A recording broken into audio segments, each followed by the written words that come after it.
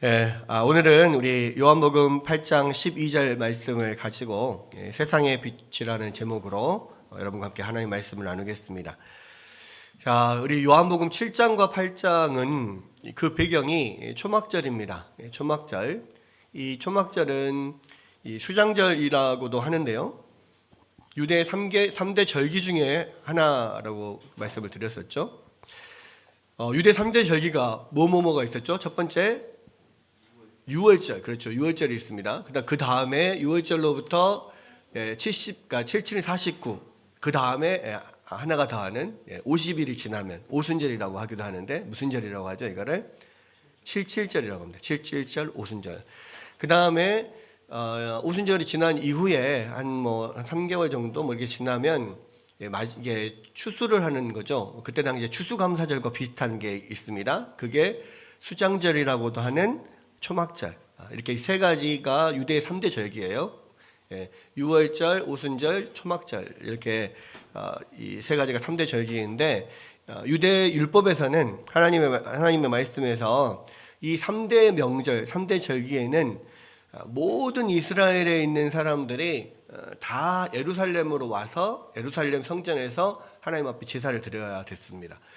구약 시대에는 이 이스라엘 땅 안에 있는 사람들만 왔겠죠. 그런데 예수님이 계시던 신약 시대에는 이스라엘 땅 안에만 유대인들이 있었던 게 아니라 전 세계의 유대인들이 흩어져 있었습니다. 그래서 그것을 디아스포라 유대인 이렇게 이야기를 하는데, 그 유대인들이 이 3대 명절에는 다 예루살렘으로 와요. 그래서 그때는 예루살렘이 북적북적한 그런 때죠. 그 중에서 이제 이 초막절, 이 요한복음 7장과 8장은 초막절을 배경으로 하고 있는데, 이 초막절에는 이제 몇 가지 행사를 합니다. 그러니까 가장 대표적으로는 이 초막절이라고 한 이유가 뭐냐면, 모든 사람들이 다 집에서 나와가지고요, 마당에다가 초막을 짓고 거기에서 일주일 동안을 살아요. 그러니까 나뭇가지나 이런 것들을 가지고 초막을 짓습니다. 그래서 거기에 일주일을 사는데, 왜 그렇게 사느냐? 이 초막절이 뭘 기념하는 거냐면, 이 광야 생활 40년 동안 하나님께서 그 아무것도 없는 광야에서 물을 먹이시고 또 만나로 그들을 먹이셔서 인도하신 그 은혜를 되새기는 시간이에요. 그래서 조상들이 이렇게 초막을 짓고 광야에서 살았구나, 이거를 경험해 보는 겁니다. 그리고 그때 하나님께서 그 조상들에게 주셨던 은혜를 함께 다시 한번 가족들하고 이야기를 하면서, 이렇게 아무것도 없는 광야에서 초막 지고 텐트 생활을 하면서도 하나님께서 만나로 우리 먹이셨고, 또 물이 없을 때 반석에서 물이 나와서 반석에서 물을 먹게 하셨다.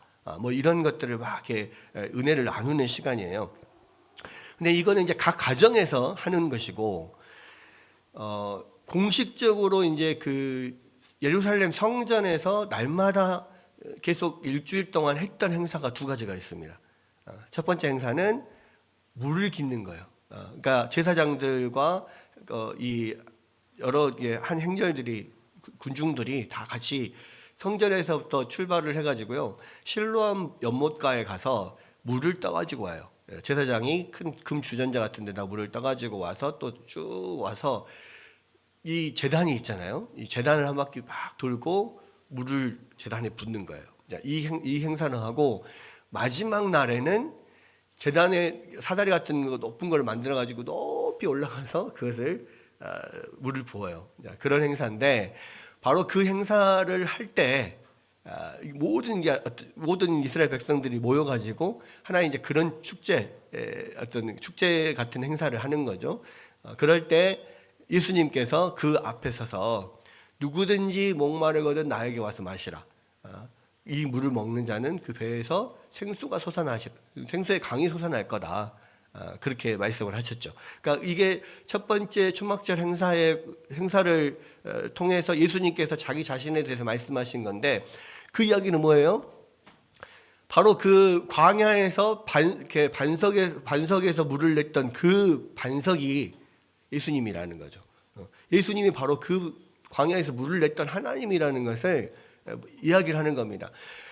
요한복음에서는 계속해서 여러 가지 사건을 통해서 예수님께서 계속 말씀하세요. 내가 바로 아버지와 동일한 하나님이다.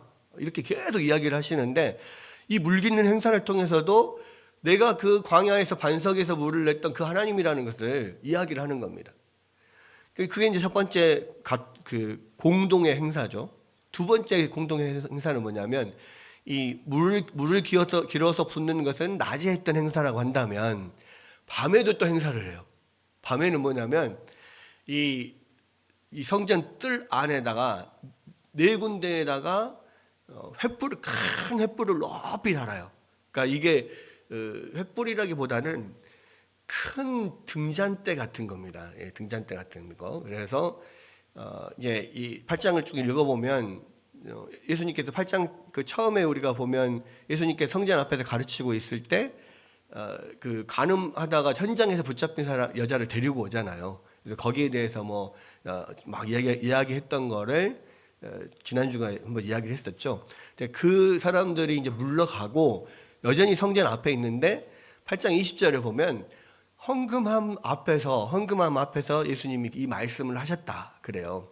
근데 이제 이 헌금함은 이 여러 뜰이 있는데 제일 바깥들은 이방인의 뜰입니다. 이방인들은 거기까지만 들어올 수 있어요. 그다음에 그 안쪽들은 여자의 뜰입니다. 유대인 여자들은 또 거기까지만 들어올 수 있어요. 그다음에 그 안쪽에는 유대인 남자들의 뜰이 있어요. 근데 거기는 이제 유대인 여자들은 못 들어오는데 예루살렘의 성전에 이제 제사를 드리러 오는 사람들 중에 유대인 여자들도 있잖아요. 그렇기 때문에 이 유대인 여자들이 들어올 수 있는 그 뜰에 헌금함을 13개를 놓습니다. 13개의 헌금함이 있는데 그 헌금함은 다 용도가 달라요.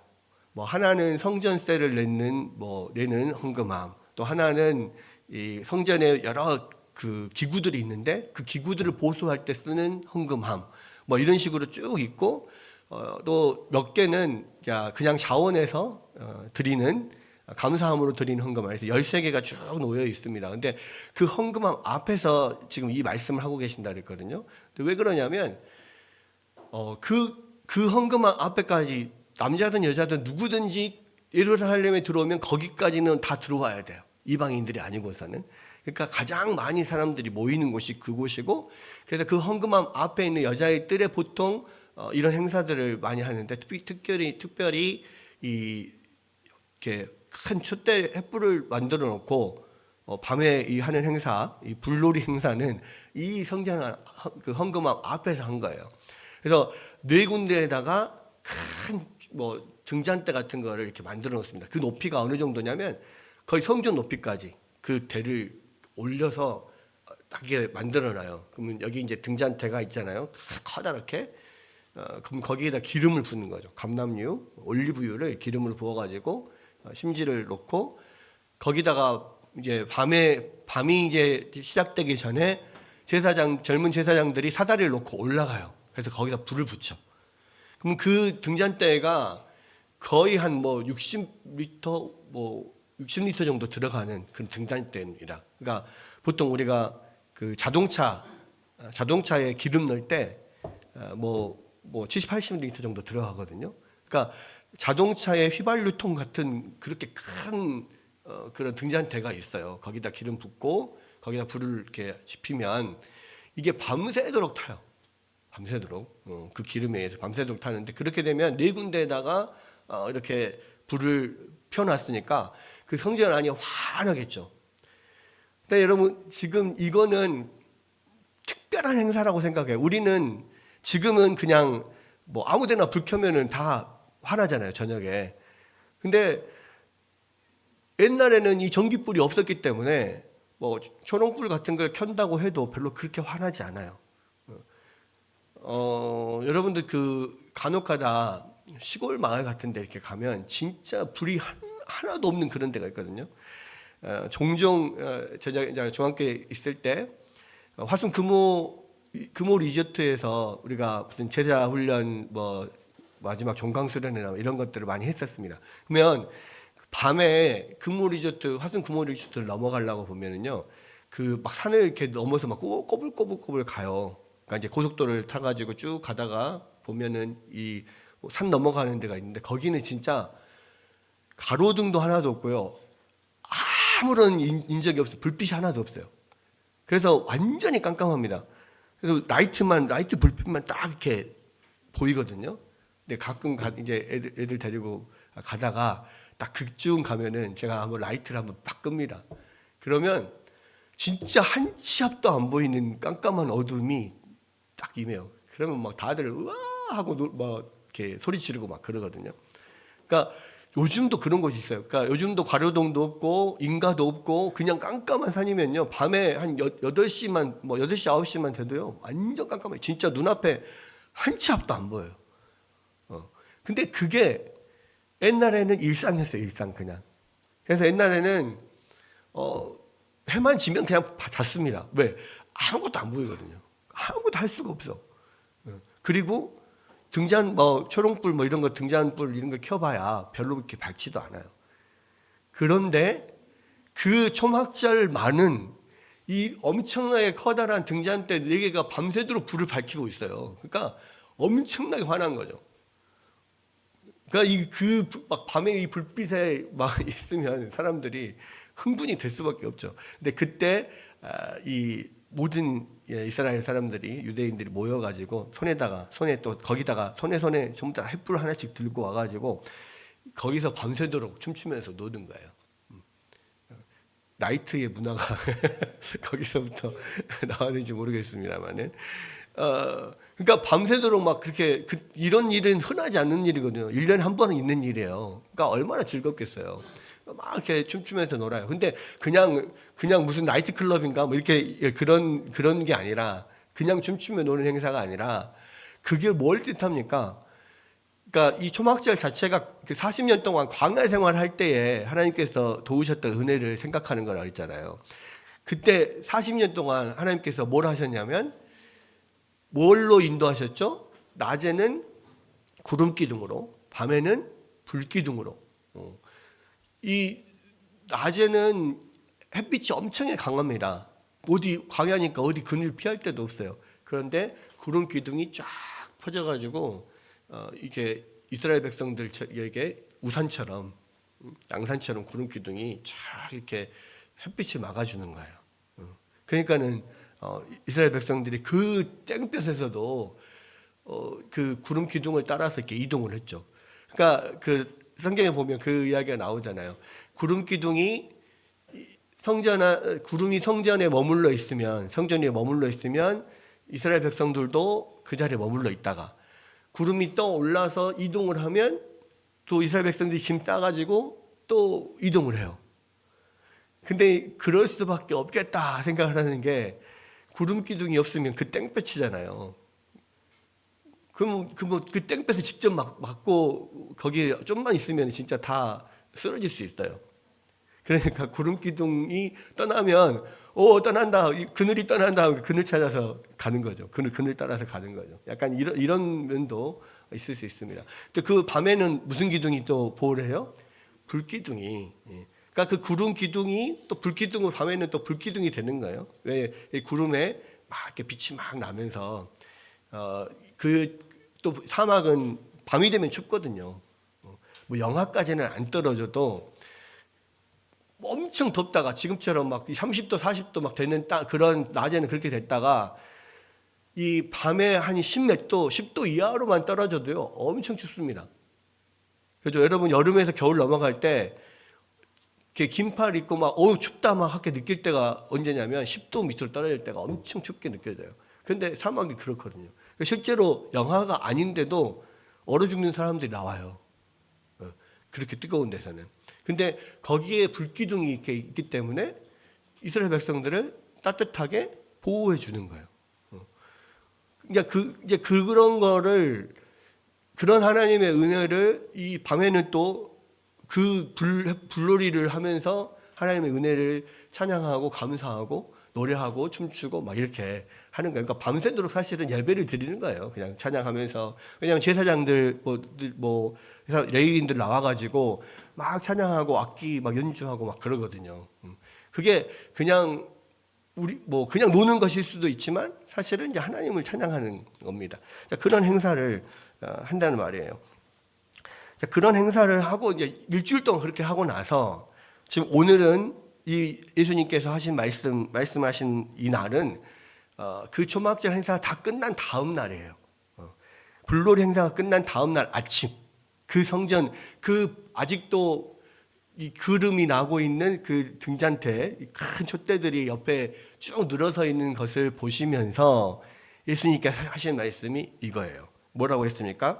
나는 세상의 빛이니 나를 따르는 자는 어둠에 다니지 아니하고 생명의 빛을 얻으리라. 그 40년 동안 불기둥으로 이스라엘 백성들을 보호해 주셨던 그 어둠 가운데서 환하게 불을 밝혀줬던 그 하나님이 바로 당신이다 이야기를 하는 거예요. 내가 그 세상 어둠을 밝히는 세상의 빛이다. 예수님께서 그 이야기를 하는 겁니다. 그래서 예수님이 바로 이스라엘 백성들을 광야에서 불기둥으로 인도하셨던 그 영광의 하나님이다. 이 말씀을 하시는 겁니다. 여러분, 왜 근데 예수님이 나는 세상의 빛이다 라고 말하면서 또 나는 이 나를 따르는 자는 생명의 빛을 얻을 것이다 이렇게 이야기를 했을까요? 빛은, 이 모든 생명은요 빛을 통해서 생명력을 얻습니다. 여러분, 이 식물의 광합성도 빛이 있어야만 광합성을 할 수 있잖아요. 그러니까 식물이 광합성을 해서 영양분을 만들어야만 자기들도 살고 그 식물을 먹는 동물들도 살아요. 그러니까 그 모든 그 에너지의 근원은 빛인 거예요. 빛에서부터 생명이 나옵니다. 빛을 가지고 식물이 광합성을 하고 영양분을 만들고 그래서 동물을 먹죠. 또 동물들도 빛이 없으면 모든 활동이 다 중단이 돼요. 빛이 동물들에게도 그러니까 어떤 그 광합성을 통한 어떤 그 식량을 먹는 그 부분뿐만 아니라 빛 그 자체가 동물들에게도 빛이 없으면 활동이 멈춰요. 다 자잖아요. 또 사람들도 햇빛을 많이 보지 못하잖아요. 그러면은 우울증에 걸릴 확률이 높아요. 그러니까 햇빛을 받아야만 생겨나는 비타민이 우리 몸 안에 있습니다. 그래서 비타민 D가 햇빛을 받아야만 되잖아요. 근데 그게 없으면 사람이 우울증에 걸리기 쉽대요. 그래서 무기력해지고 이제 그런 사람들은 그러니까 이게 악순환인데요. 그렇게 해서 막 그 비타민 D가 없어지고 무기력해지면 비타민 D를 생성하려면 밖으로 나가야 되잖아요. 근데 또 그렇게 무기력해지면 밖으로 나가기를 싫어해. 그럼 점점 다운이 되는 거예요. 그래서 이제 그런 우울증 치료로 여러 가지 방법이 있지만 한 가지 방법은 밖으로 나가서 햇빛을 쬐는 거, 바깥 활동을 많이 하는 거, 이것도 되게 좋은 방법 중에 하나라고 합니다. 그러니까 그런 것들이 다 어떤 의미가 있냐면 이 빛은 생명은 빛으로부터 오는구나. 빛에는 햇빛에는 생명이 있구나. 이것을 알 수가 있어요. 그래서 예수님이 나는 세상의 빛이다. 그러면 이 빛에 생명이 있다. 그러면 이 생명을 얻으려면 어디로 와야 됩니까? 빛으로 나와야 되는 거예요. 예수님께로 나오고 예수님을 따르는 자가 이 생명의 빛을 얻는다. 그렇게 말씀을 하시는 겁니다. 여러분, 이 모든 빛은 생명에 있고요. 그러나 예수님이 빛이라고 했을 때는 그냥 우리가 생각하는 그냥 이런 물리적인 생명을 뜻하는 게 아니고, 물론 그것도 맞습니다만은 예수님은 그것보다 더 근본적인 영원한 생명의 근원이시잖아요. 예수님은 계속해서 요한복음에서 말씀하고 있는 게 뭡니까? 나에게 나오는 자는 생명을 주겠다 이거거든요. 나에게 나오는 자는 생명을 주겠다. 나를 믿는 자는 영생을 얻을 것이다. 생명을 얻을 것이다. 참된 그 생명력, 생명의 근원을 얻을 것이다. 이 이야기를 하시는데 여기서도 마찬가지. 나는 세상의 빛이니 나를 따르는 자는 어둠에 다니지 아니하고 생명의 빛을 얻으리라. 그랬습니다. 그러니까 예수님을 따르는 자들은요, 이 세상에서 얻는 그런 세상의 활동력, 생명력뿐만 아니라 우리의 영혼이 살아나고 이 영혼의 생명력을 얻게 되는 거예요. 완전한 생명을 얻게 되는 겁니다. 그러면 우리가 이 생명의 빛을 받아서 누리려면 어떻게 해야 되나요? 예수님을 따라야 되겠죠. 예수님을 따르는 자는 어두움에 다니지 않고 생명의 빛을 얻는다 그랬으니까. 그러면 예수님을 따르는 게 뭐냐는 거예요. 뭘 예수님을 따른다라고 이야기하느냐. 여러분, 예수님을 따르는 것은요, 계속 요한복음에서 말하는 것처럼 예수님을 믿는 것에서부터 시작해요. 예수님을 믿지 않으면 따를 수 없습니다. 그러니까 믿지 못하는 사람은 절대 따라갈 수 없어요. 제가 어렸을 때 학교 다닐 때, 초등학교 다닐 때 학교를 가려고 이제 집에서 학교 다녀오겠습니다 인사하고 딱 나가잖아요. 나갈 때 항상 어머니가 말씀하셨던 게 있어요. 뭐냐, 갈 때 차 조심하고 학교에서 선생님 말씀 잘 듣고 이상한 사람 따라가지 마라. 이렇게 이야기를 하거든요. 그러니까 항상 어렸을 때 그렇게 말씀을 하셨는데, 여러분, 이상한 사람들을 따라가지 않으려면 그 사람을 믿으면 안 돼요. 많은 사람들이, 어린 아이들은 그냥 쉽게 사람을 믿잖아요. 생전 처음 본 아저씨가 맛있는 거 과자 사준다고 하면은 그 따라가. 또 그게 아니더라도 와가지고 내가 누구 아빠 친구인데, 내가 엄마 친구인데 엄마가 잠깐 나랑 같이 나랑 뭐 어디 가자고 했다라고 하면 또 그렇게 믿고 또 따라가. 여러분, 그 따라가는 것은, 만약에 이 사람을 못 믿으면은 안 따라갑니다. 그죠? 믿으니까 따라가요. 왜? 엄마 친구를 하니까 따라가는 거야. 근데 못 믿으면 안 따라가요. 그러니까 예수님을 따른다라고 했을 때 가장 먼저는 예수님을 믿어야 돼. 믿어야 따라가죠. 믿음에서부터 시작을 합니다. 그런데 자, 예수님을 믿어라라고 하는 말에는 별로 그렇게 크게 긴장하지 않아요. 근데 예수님을 따르라, 여기에는 상당한 긴장이 좀 있어요.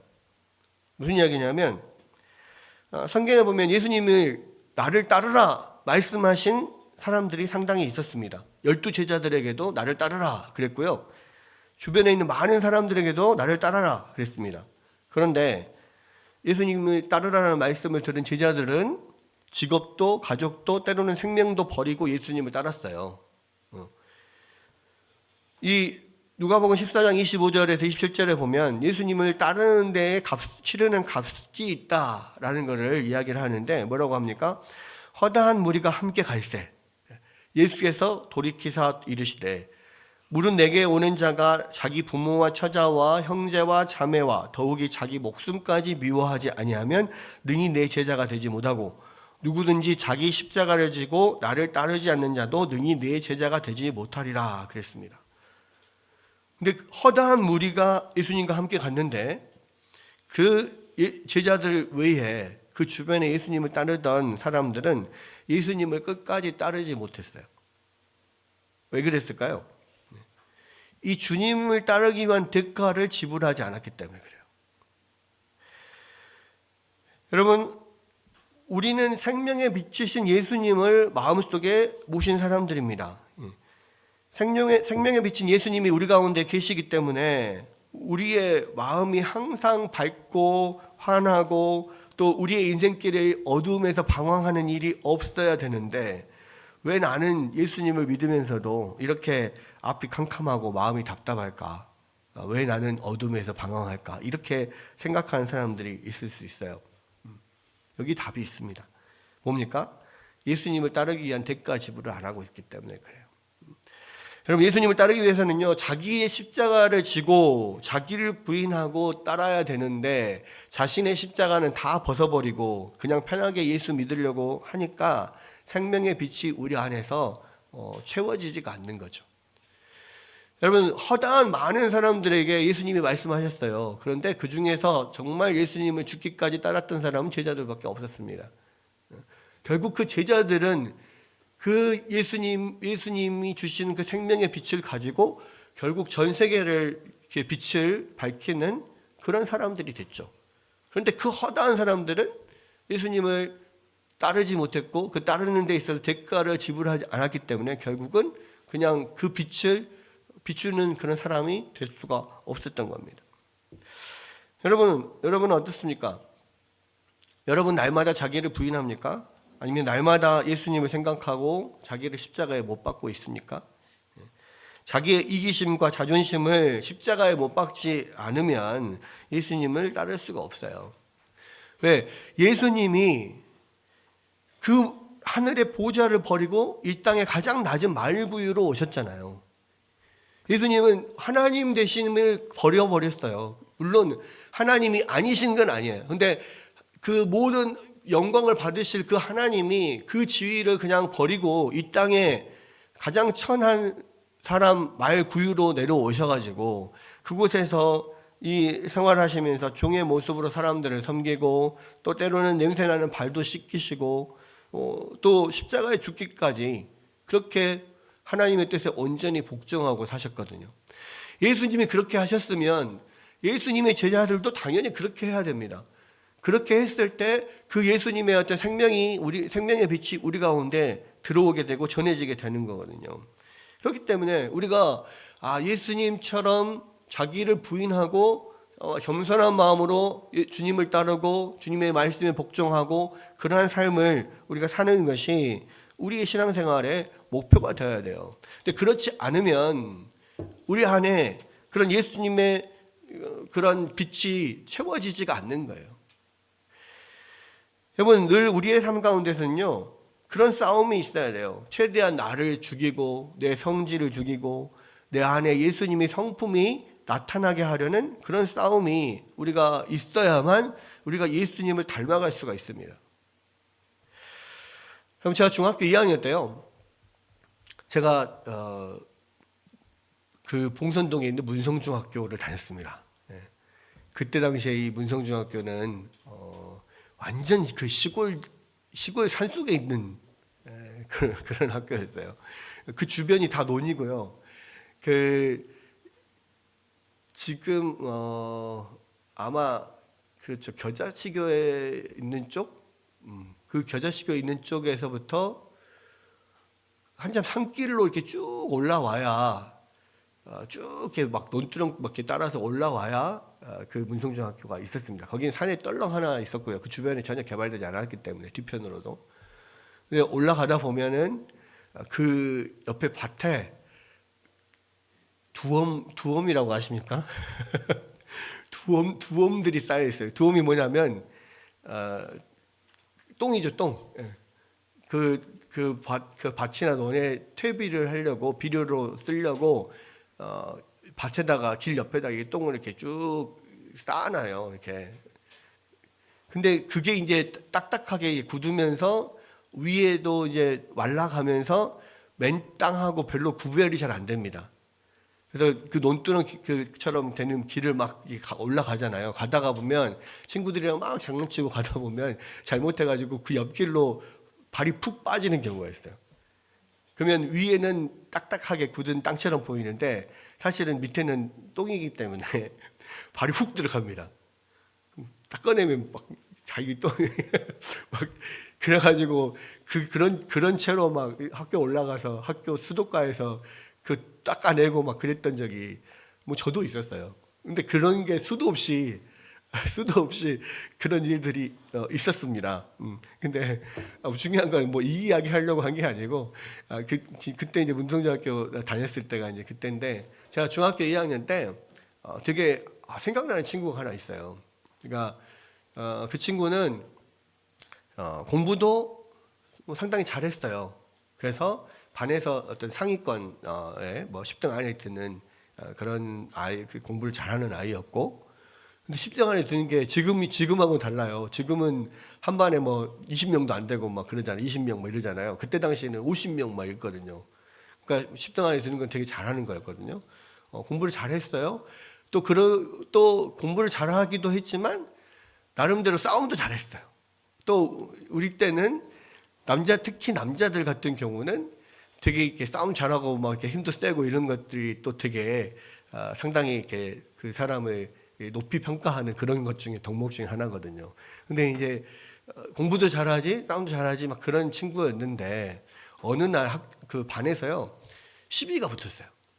시비가 붙었는데, 시비가 뭐냐면 서로 이제 싸우게 된 거예요. 친구랑 막 말다툼을 막 하게 되면서 막 큰 소리를 내고 서로 이제 주먹을 딱 쥐고 서로 딱 싸우려고 거의 싸우기 직전이야. 막 주먹이 왔다 갔다 하기 직전이었어요. 그런데 그 친구가 갑자기 평소 같지 않게 그만하자, 야, 딱 그만하자 하고 딱 이렇게 털어버리는 거예요.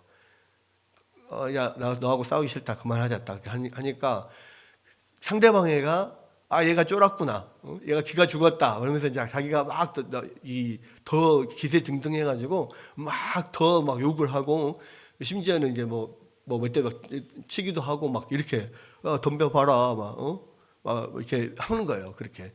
근데 이 친구가 그렇게까지 했으면 평소 같았으면 이미 서로 부딪혔어야 되는 거거든요. 근데 이 친구가 주먹을 불끈 쥐고 부들부들 떨면서 결국은 그걸 참는 거예요. 그러면서 이 눈물을 그냥 줄 흘리면서 뭐라고 이야기하냐면, 내가 우리 아버지랑 절대로 앞으로 싸우지 않겠다라고 약속을 했어.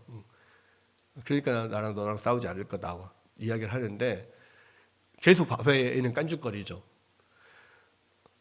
근데 이제 그렇게 하고 이제 내가 싸우지 않겠다 이렇게 맞으면서도 싸우지 않겠다라고 딱 하니까 결국은 그러다가 싸움이 끝났어요.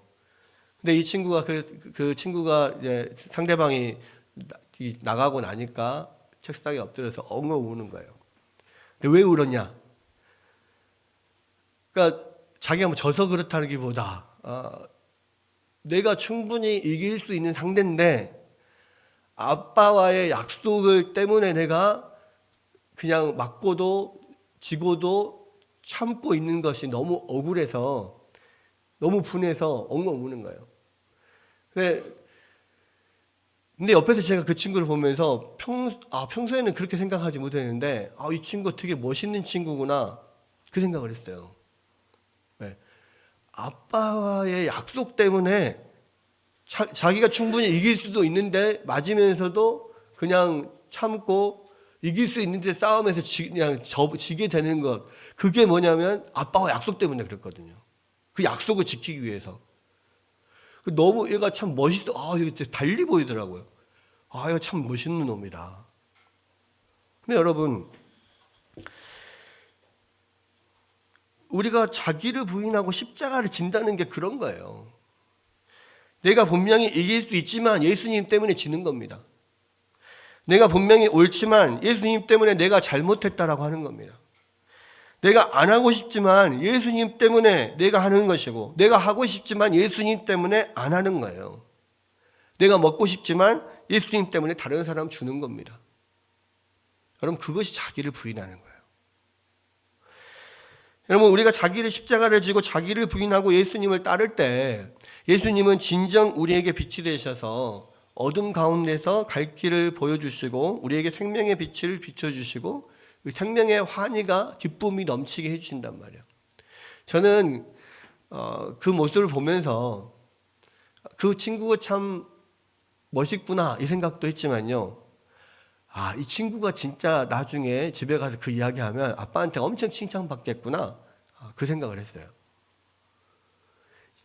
아빠와의 약속을 지키기 위해서 자기가 이길 수 있는 싸움도 지고 자기가 맞으면서도 참았단 말이에요. 그게 아빠의 입장에서는 얼마나 기특해 보이겠어요. 내 눈에도 그렇게 얘가 멋있어 보이고 기특해 보이는데 아빠의 입장에서는 얼마나 기특해 보이겠냐고요. 하나님도 마찬가지란 말이에요.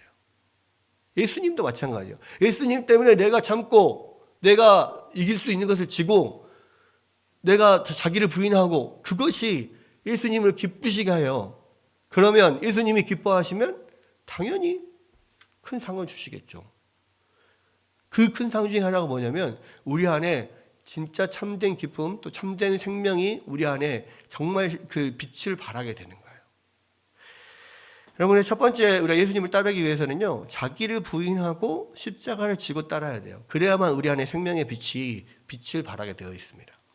두 번째는 뭐냐면 이 생명의 빛이 되시는 예수님을 따르기 위해서 우리가 해야 될 것은 뭐냐? 예수님을 따르기 위해서는요, 주님의 말씀을 배워야 돼요. 말씀을 잘 알아야 돼요. 말씀이 우리 안에 채워져야 돼요. 왜냐하면 시편 119편 105절에 주의 말씀은 내 발의 등이요 내 길의 빛이니이다 그러셨거든요. 말씀이 빛이에요. 그러니까 우리 안에 예수님의 생명의 빛이 우리 안에서 발하려면요, 우리 안에 말씀이 채워져 있어야 돼요. 그 말씀이 채워져서 말씀이 우리를 인도할 때에 우리가 생명의 빛을 충분히 받고 누릴 수 있는 겁니다. 여러분, 그래서 이 말씀이 없으면 우리가 이 예수님을 믿는 믿음도 생기지 않고요. 말씀이 없으면 그 빛이 우리 안에서 나아가지 못해요. 예수님의 빛이 우리 안에서 비치지를 못해요. 그래서 이 말씀이 우리 안에 가득 채워지는 게 중요한데요. 지금은 우리가 주일날 한 번, 예를 들어 주일날 오전 예배, 많이 드리면 주일날 오후 예배, 또 수요 예배, 이 정도 한 3번 정도 보통 모여서 예배를 드리잖아요. 그죠? 그런데 물론 새벽 예배를 매일 나오시는 분도 있어요.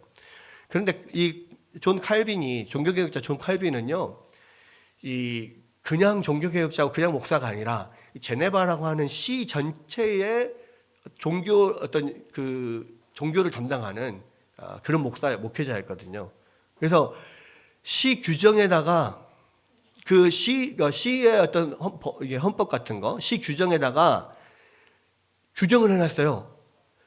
모든 제네바 시민들은 하루에 한 번씩은 다 교회에 와서 예배를 드려야 한다. 이게 시 규정이에요. 제네바 시민이 되려면 매일 한 번씩 예배를 드려야 돼요. 예배당에 와서. 근데 왜 그렇게 했냐? 칼빈은 그 생각을 했어요. 정말로 이 제네바를 하나님의 거룩한 도시로 만들고자 하는 마음이 있었는데, 그렇게 되려면 모든 제네바 시민들의 마음 가운데 날마다 그 말씀이 계속해서 새겨져야 한다라고 생각한 거예요. 그렇지 않다면 이 눈이 열리고 생명의 빛을 볼 수 없다라고 생각을 했어요. 그래서 날마다 교회에 나와서 예배를 드리는 것을 시 법으로 정해놨다니까요. 그런 이유는 뭐냐면, 날마다 말씀으로 채워지지 않으면요, 우리 안에 거룩한 빛이 채워지지 못한다고 생각을 하기 때문에 그렇습니다. 그럼 그때 제네바 사람만 그럴까요? 지금 우리는요? 우리도 마찬가지인 거예요. 그래서 주일날 주님 앞에 나와서 예배하는 것만으로는 부족해요. 그래서 날마다 지금 말씀을 채우고 해야 될 필요가 있습니다. 그래서 중요한 게 뭡니까? 큐티가 중요한 게 큐티가 중요한 거예요. 날마다 하나님의 말씀을 묵상하고 그것을 이렇게 생각하고 말씀을 붙잡고 있을 때 우리가 예수 그리스도의 생명의 빛이 우리 안에 채워지는 거예요. 그래서 날마다 하나님의 말씀을 묵상하는 게 중요해요. 근데 여러분, 그래서 제가 지금 유튜브로 계속해서 큐티 말씀을 올리는 게 그래서 그래요. 하나님의 말씀, 물론 그냥 말씀 성경 구절 보고 읽어보고 아멘 하면 되죠. 그런데 그렇게 했을 때 그 말씀의 뜻을 제대로 잘 알지 못하니까 매번 그 설교 영상, 그 말씀 가지고 설교 영상 해서 찍어서 올립니다. 하루에 20분, 30분 정도만 날마다 말씀을 좀 들으면서 생각하면서 그렇구나 묵상하고 그렇게 살아가면요, 진짜 늘 말씀 안에서 매일매일 살 수가 있어요. 제가 계속 큐티 말씀을 이렇게 설교하면서 영상 찍고 올리고 하면서 제가 되게 좋은 게 뭐냐면, 계속 하루 종일 그냥 계속 그 말씀을 생각해요. 왜? 설교를 해야 되잖아. 영상을 찍어야 되잖아. 또 바로 찍고 영상 또 올리고 또 그 다음 날 해야 될 것도 생각해.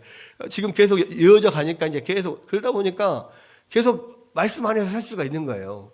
그래서 저는 그래서 목회자가 되게 좋은 게 날마다 말씀 속에 살 수 있으니까 참 좋구나 이런 생각을 했거든요.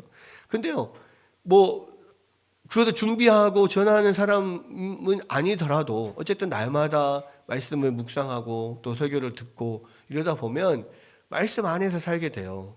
그러면 그 말씀이 우리 안에 참 생명을 주는 역사를 우리가 경험하게 되는 거예요.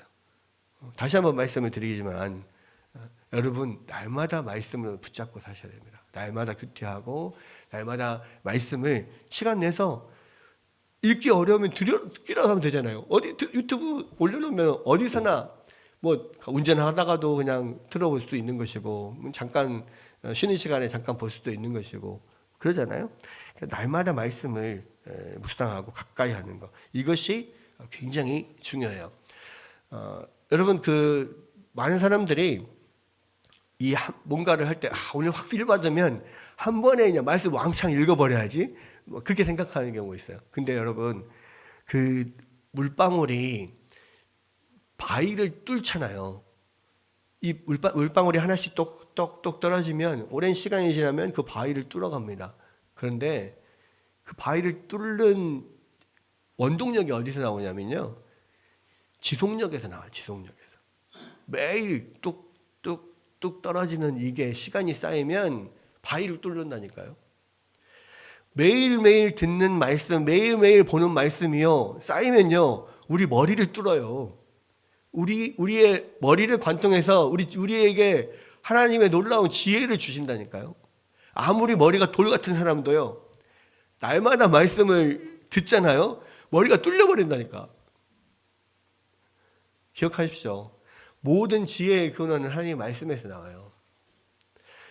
여호와를 경외하는 것이 모든 지혜와 지식의 근본이라고 그랬어요. 여러분 정말 공부 잘하고 싶어요? 말씀을 날마다 묵상하세요. 성경 말씀입니다. 그죠? 말씀을 계속 쌓이면요, 그 말씀이 빛이 우리의 앞길을 비춘다니까요. 주의 말씀은 내 발의 빛이요 내 길의 등입니다. 여러분의 앞길을 환하게 비춰주는 게 말씀이에요. 그래서 날마다 지속력, 그게 중요해요. 10분이든 5분이든 좋습니다. 날마다 그 말씀을 붙잡고 묵상하는 것, 그것이 모든 길을 뚫고 모든 길의 빛을 비춰줄 거예요. 여러분 날마다 말씀과 함께 사는 여러분 되시기를 주의 이름으로 축원합니다. 그 다음에 말씀을 채웠죠. 주의 말씀을 채운 다음에 해야 될 일을 뭐냐면, 이 주님을 말씀을 진짜 그 삶에 이건 생명이다, 이건 말씀이 정말 생명이다 믿고 의지하는 것도 필요해요. 그러니까 말씀을 계속 채운 것도 중요한데 진짜 그 말씀을 붙잡는 거, 진짜 붙잡고 사는 거, 이게 되게 중요합니다. 주의 말씀을 전적으로 믿고 의지하는 거. 예수님은 자기를 따르는 자들에게 어둠에 다니지 않게 하겠다고 약속을 하셨어요. 그러면 그 자기를 따르는 자가 뭐냐? 그 말씀을 꽉 붙잡고 사는 거거든요. 전적으로 예수님의 말씀을 믿고 의지하는 거. 여러분 왜 우리가 길을 잃고 헤매는 이유가 뭐예요? 예수님의 말씀을 전적으로 붙잡지 않기 때문에 그래요. 제가 이 말씀과 관련해서요, 예전에 이것도 아주 마음 깊이 와닿았던 이야기가 하나 있어요. 실화라고 합니다. 이건 실화인데요. 이 캘리포니아에 벤츄라라고 하는 작은 마을이 있었습니다. 그 작은 마을에 한 가정이 이사를 왔는데요. 그 가정에는 시각장애를 가진 두 아이들을 둔 가정이었어요. 두 아이가 다 시각장애가 있습니다. 근데 누나는 완전히 시력이 잃어서 아무것도 안 보이는 시각장애인이었고, 동생은 좀 흐리하게 조금은 보이는, 근데 그래도 아예 시력이 안 나와. 아예 시력 0에 가까운 그러한 사람이었어요. 그러니까 이 엄마가 이 두 아이를 데리고 그 마을에 새로 이사를 와가지고 집에서부터 학교까지 가는데 길을 날마다 와서 계속 가르쳐주면서 아이들을 학교를 데리고 다녔어요. 그래서 자, 여기는 철조망이 있어. 이 철조망이 있으니까 조심해야 되고, 자, 여기 가다 보면 이쪽에 길이 이렇게 굽어져 있어. 굽어져 있으니까 이쪽 우회전해서 가야 되고, 여기서는 또 길이 두 갈래로 나 있어. 오른쪽으로 가면 차도야. 그러니까 여기 위험하니까 왼쪽으로 가야 돼. 계속 걸음마다 엄마가 계속 가르쳐 줬어요. 자, 그렇게 하면서 데려가다 보니까 이제 아이들이 어느 정도 엄마 없이 다닐 수 있게 익숙해진 거예요. 그런데 이 동생은 아까 아예 안 보이는 게 아니라 뭔가 그래도 조금 흐릿하게 보인다 그랬잖아요.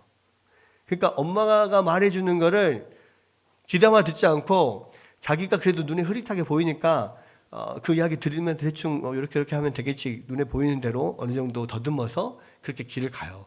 그런데 누나는 아예 안 보이니까 엄마의 말이 생명이야. 그래서 엄마가 말해준 대로 여기서 몇 걸음을 가서 만져보면 철조망이 있고, 거기서 좀 더 가서 굽어진 데가 있고, 이거를 다 기억하면서 가는 거예요.